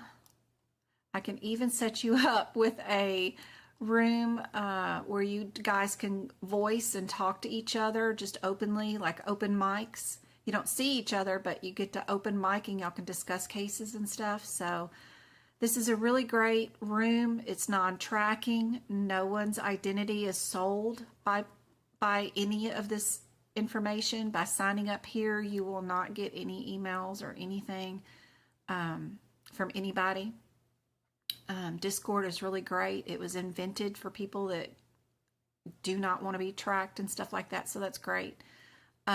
Once you get into the room, be sure to go to Discord tips. There's 2 videos here that'll show you how to use Discord if you're totally new to it. And Where to Start room is a great room because it has all of my very best videos all posted in one of where to start. Like, where the heck do I start if I wanted to start and I don't know anything, right? These are all my very best videos I've posted in that one room. So there's always somebody in here. Like, how many people do we have online right now? I don't know how to get out of this.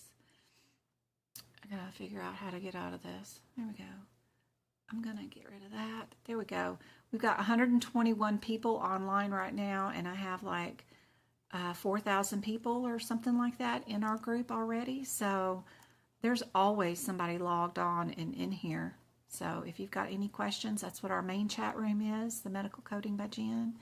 And you can just chat away and somebody will direct you to where to go if you need help. But it's completely free for you guys. Just go to my website, medicalcodingbyjen.com. Go to the social media tab, and the link and the button to push to join and toss you into our group is right there. So I hope this is helpful, guys. I'm going to get off here and go get some hot tea for my throat. And I will see you guys back again on Wednesday. Love you guys. So proud of you guys. Thank you again for joining Fur Baby. And who was my other one?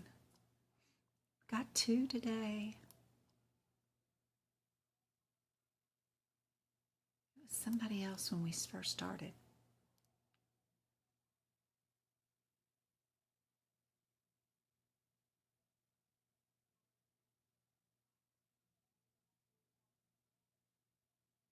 I can't find her.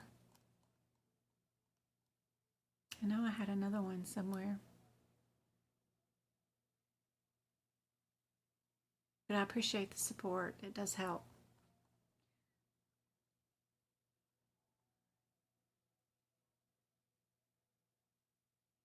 Good night, Jen. Good night, Suzette.